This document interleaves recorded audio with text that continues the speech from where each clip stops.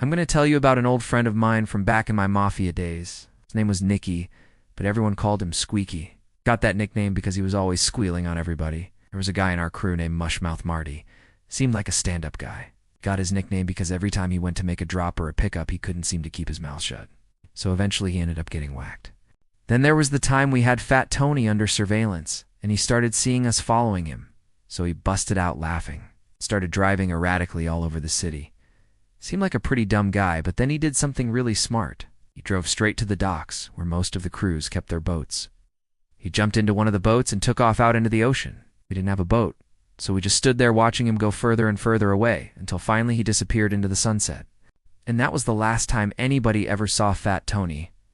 Point is, people disappear in the Mafia all the time. It's what happens.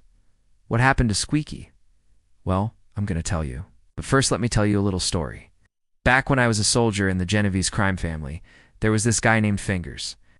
He was one of the best-made guys in the family, and he knew it. There were two things Fingers loved more than anything else: women and money. In fact, the only reason he even became a made guy was because he robbed a payroll truck while he was still a soldier. When he got made, he actually gave the family a cut of the money, which they hated, but they couldn't refuse him because he had the evidence, and they needed him to testify at the trial. Once he was made, he lived large for a while, but being greedy, he pissed out several captains before he finally pissed out the boss. The boss ordered him whacked, and Fingers was never seen again. But before he was whacked, he tried to get his girlfriend pregnant, because he knew if he got whacked, she would be taken care of.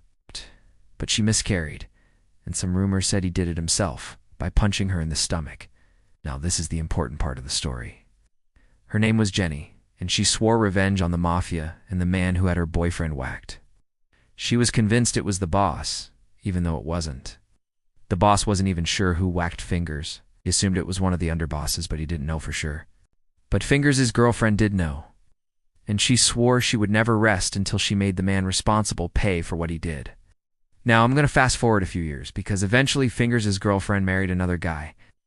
But the entire time she was waiting for a chance to get back at the Mafia. Then one day it happened. The wife of the boss got sick, and nobody could take care of her but her own husband. The boss was gone for weeks at a time, and he was desperate for someone to take care of his wife and make sure she lived. So he asked his close friend, who was a capo, if he could send over his wife during the day while he was at work to help out. The capo agreed and sent over his wife, and she ended up taking care of the boss's wife until she died. Now, the boss was extremely grateful to the capo for helping him out during such a difficult time. But little did he know that the capo's wife was none other than Fingers' ex-girlfriend. She had changed her name and had plastic surgery to change the way she looked, but her vendetta against the Mafia never faded. And now, she had her chance to get even. While she was alone in the boss's house, she found his will and she changed it. She made herself sole beneficiary of his estate. Then when she was done, she put the original will back. Nobody ever knew what she did, not even the capo. She got away with it.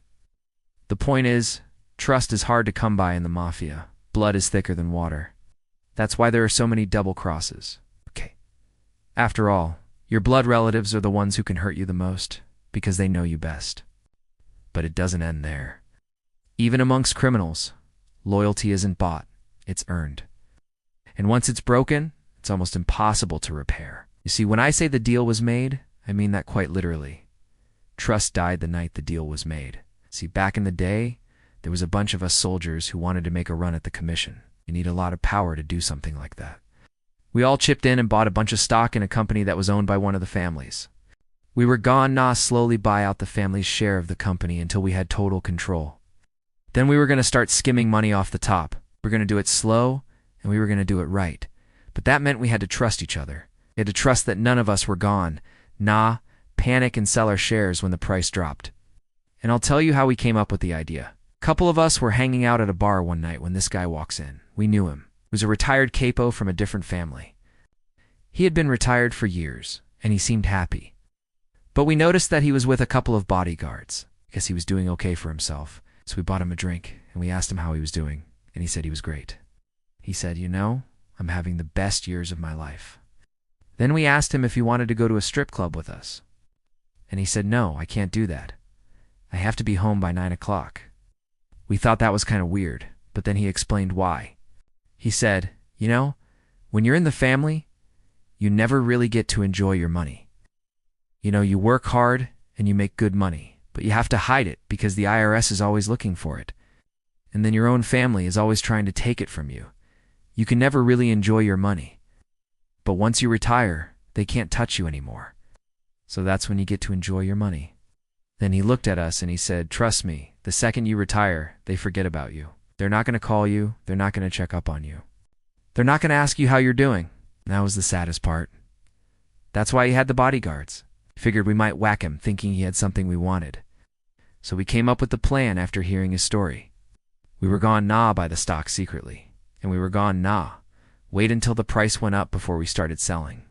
And in the meantime, we were going to use the dividends to keep buying more stock. And then when we sold, we were going to disappear. We're going to head down south and start a new life somewhere warm. We met in secret. We bought the stock in secret. We made sure there was no paper trail. We paid cash for everything. Nobody ever knew about it except for us. Except one day somebody spilled the beans. I don't know who it was, but I think it was Tootsie. See, Tootsie was another soldier in the family. We weren't really friends, but we knew each other. He was actually one of the guys who wanted to make the move on the commission with us. But he also had a gambling problem. In fact, he owed money to the family for a crap game he lost big. I figured he was in too deep to snitch on us. I mean, the family would have whacked him already. Or maybe they didn't know it was him who spilled the beans. Maybe he slipped it out when he was drunk, and they were able to trace it back to him. I don't know. All I know is the next thing we know, the commission is meeting at one of the boss's vacation homes, and all of us are called in. I remember walking into that room and seeing all 5 of the bosses sitting there staring at me. One of them motioned for me to sit down, and the boss of my family spoke. He said, "You know, you're a good soldier, and you have a bright future ahead of you if you stop doing stupid things like this." Then he told me what I had been whacked, and I didn't resist. I mean, what was I going to do? I didn't have any proof that it wasn't me, so I agreed that I would cooperate. I agreed to tell them everything I knew, which wasn't much, and they believed me. They must have figured the others were uninvolved, because they let me go free with my life and my money. But that was the last time I ever saw most of those guys. Years later, I heard that a couple of them were whacked, but nobody knows for sure. That's the story of trust.